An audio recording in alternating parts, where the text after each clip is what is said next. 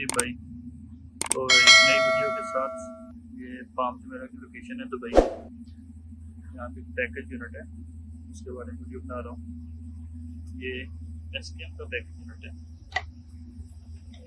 ये स्पेसिफिकेशन है, 2 कंप्रेसर है इसमें, 2 कंडेंसर फैन है, एक फ्लोर मोटर है। और इसको खोलते हैं, 407C इसमें गैस जो यूज़ कर रहा है।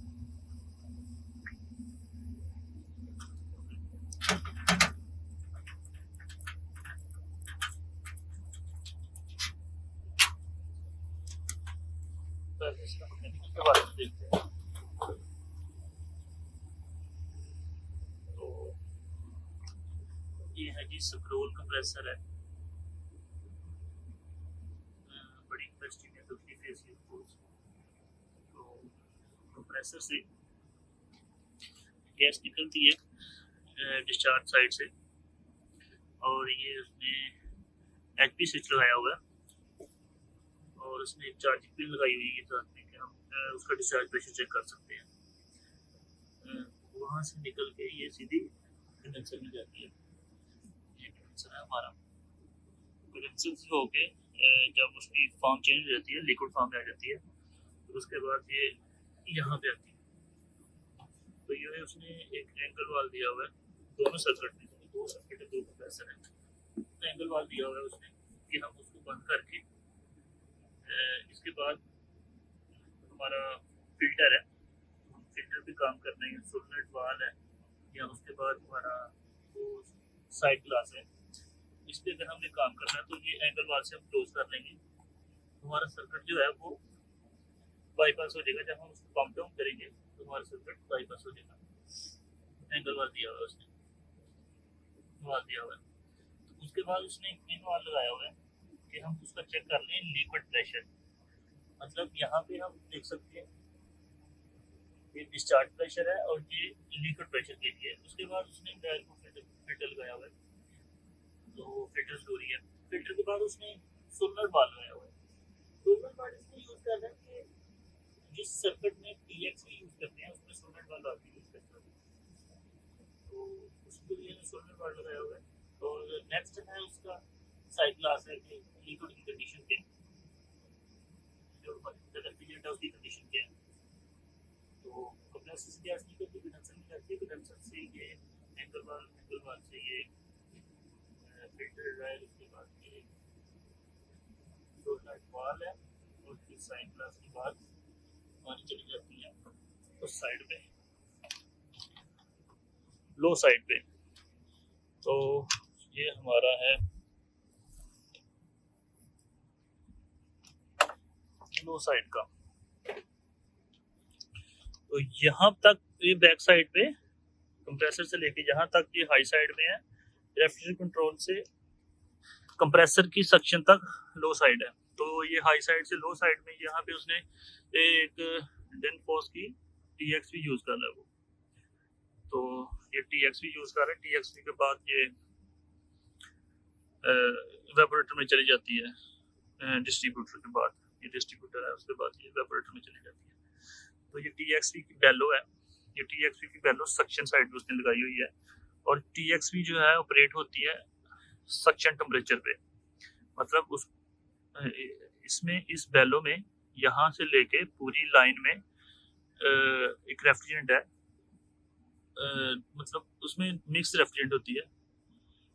उस रेफ्रिजरेंट से इसका जो मतलब जो सक्शन टेम्परेचर है उससे वो जो अंदर रेफ्रिजरेंट है वो एक्सपेंड या वो होती है आपकी मतलब गर्म होने से उसका प्रेशर बढ़ता है, और जब वो ठंडी होती है तो प्रेशर कम हो जाता है। तो जब वो गर्म होती है सक्शन प्रेशर से, जब सक्शन प्रेशर ज़्यादा होगा कंप्रेसर का, तो अंदर गैस गर्म होगी, और गैस गर्म होने से इस बेलो को पुश करेगा और ये यहाँ से रास्ता खोल देगा। तो यहाँ से जो है हमारी रेफ्रिजरेंट फ्लो करेगी और वेपोरेटर में चली जाएगी। वेपोरेटर से होके दोबारा ये हमारी कंप्रेसर में चली जाती है। तो कंप्रेसर पे सक्शन साइड पे उसने एक एलपी स्विच भी लगाया हुआ है। तो यहाँ पे ये ब्लोअर यूज कर रहा है वो, ये ब्लोअर है और ये मोटर है। उसके लिए यूज़ कर रहा है वो, क्योंकि बड़ी कैपेसिटी में और डायरेक्ट ब्लोअर के साथ मोटर कनेक्टिंग रॉड से नहीं आती, उसके लिए वो बेल्ट यूज़ करता है। तो बेल्ट के साथ ब्लोअर को यूज़ कर रहा है वो। तो यहाँ से वो अंदर से एयर लेके सक्शन साइड से वो एयर सप्लाई कर रहा है एयर कंडीशनिंग स्पेस में। तो अभी इसका इलेक्ट्रिकल साइड देख लेते हैं।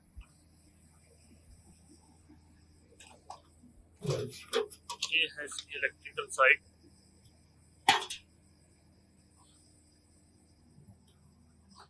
ये वो एक छोटा सा पीसीबी यूज कर रहा है, और ये ट्रांसफार्मर है।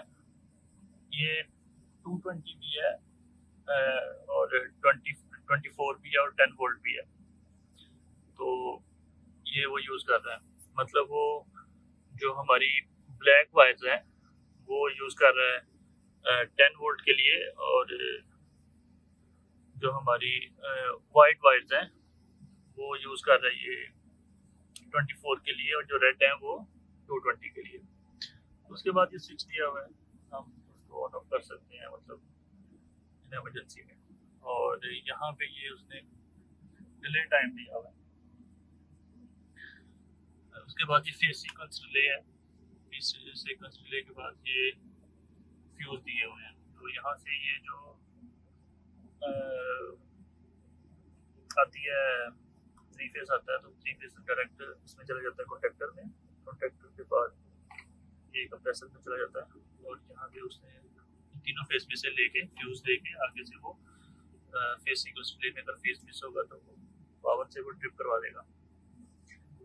उसके बाद यहाँ पे ये दिया हुआ है, ये दो से यूज़ कर रहा है कंप्रेसर के लिए, कंप्रेसर 1 कंप्रेसर 2 के लिए, और ये कर रहा है हमारा जो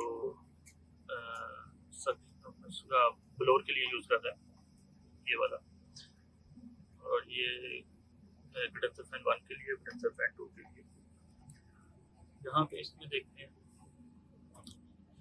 इस जेट में ये जो वाइट वाली वायर है ये हमारी 24, और ये ब्लैक वाली 10 है, और ये नीचे वाली वायर ये कंट्रोल के लिए है इन, और ये रेड वाली वायर है ये 24 वोल्ट।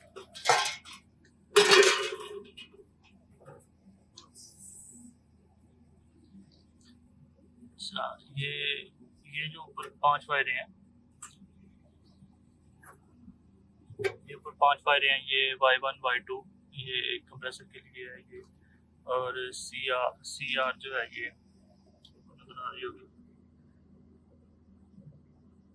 ये हमारी सीधी यहाँ पे थर्मोस्टेट में आ रही है। थर्मोस्टेट से यहाँ से ये थर्मोस्टेट से फीडबैक दे रहा है वो।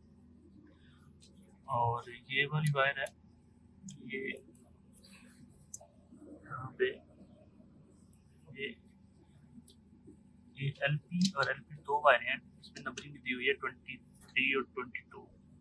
23 है जो वो लो प्रेशर स्विच सर्किट 2 के लिए, और वहाँ से ये लो प्रेशर में जाती है, लो प्रेशर स्विच में घूम के यहाँ पे उसके दूसरे पॉइंट में आ जाती है। तो सर्किट ब्रेक होगा तो वो कंप्रेसर को बंद करवा देगा।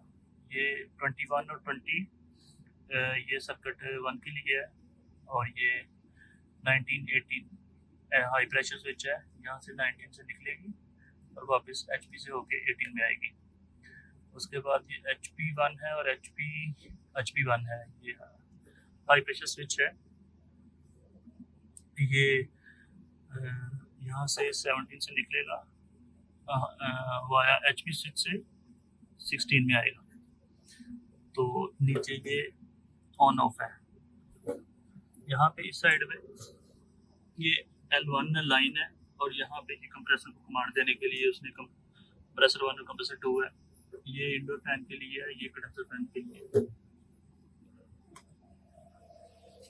यहाँ पे उसने एक स्ट्रिप दी हुई है जो कंट्रोल पे है।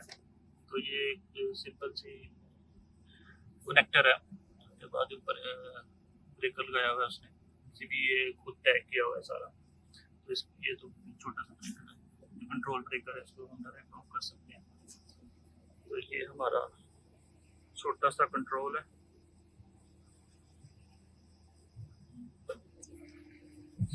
चैनल को सब्सक्राइब भी कर देना वीडियो देख